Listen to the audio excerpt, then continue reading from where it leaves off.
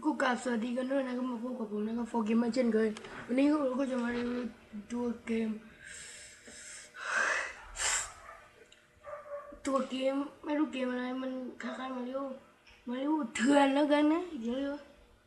แล้วเกมนี้สัตว์เย็นที่กวนตีนนะครับขออนุญาตใช้คำหยาบคายแล้วโอเคเล่นเขาบอกว่าเกมนี้เป็นโคตรกวนตีนเลยนะครับผมจะมารีวิวให้ดูอะไรวะEnter อ๋อมีแค่2 ชีวิตโอเคกระโดดป้าคอยกระโดดป้าคอยเฮ้ยทำไมวะ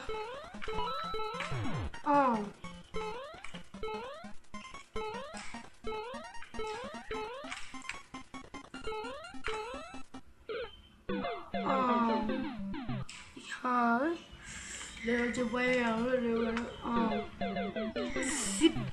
ชิบหายใจยังเขียดนะชิบหายใจยังเขียดนะโอ้ยตีนะนั่นลงได้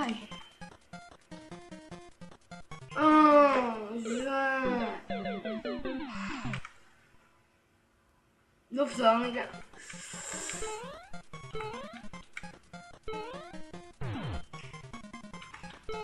ห้ามลงเด็ดขาด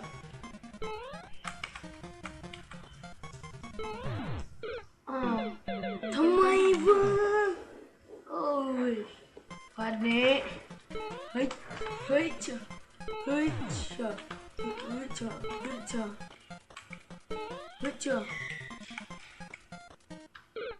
อะไรวะ-4นะครับ-4เฮ้ยจ้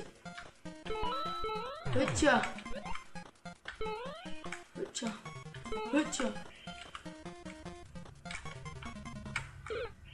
คือโอ้ my god อะไรฟังเฮ้ยจ้ะ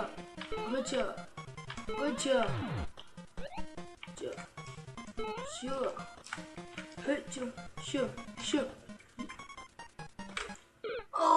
my god อีกแล้วครับผมวันนี้จะไม่แพ้โอ้ยาฮูไม่แพ้นะครับวันนี้โอ้ยรอครับโอ้ยนี่โอ้ยหายห้ามหัวร้อน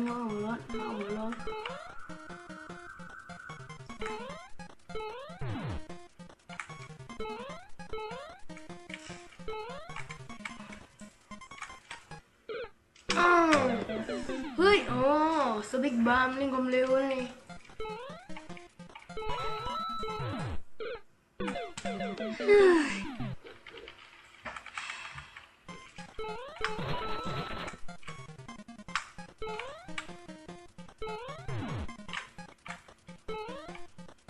สบิ๊กบาร์เล่นความเร็ว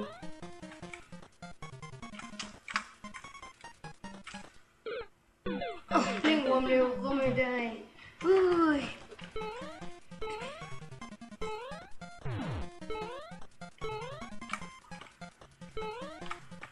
จะไป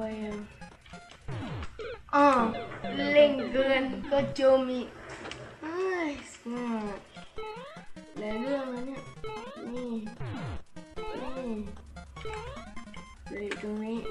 มีฉากซ่อนอยู่โอ้ยเชี่ย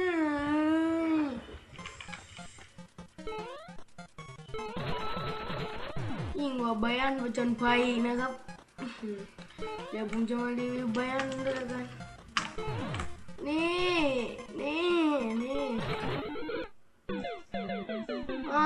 เฮ้ยไม่ได้เดียวก็จะมาสอนเล่นเวอร์ชันคร่าวๆก่อนนะติดตามพาร์ท 2ครับไม่มีกันแล้ว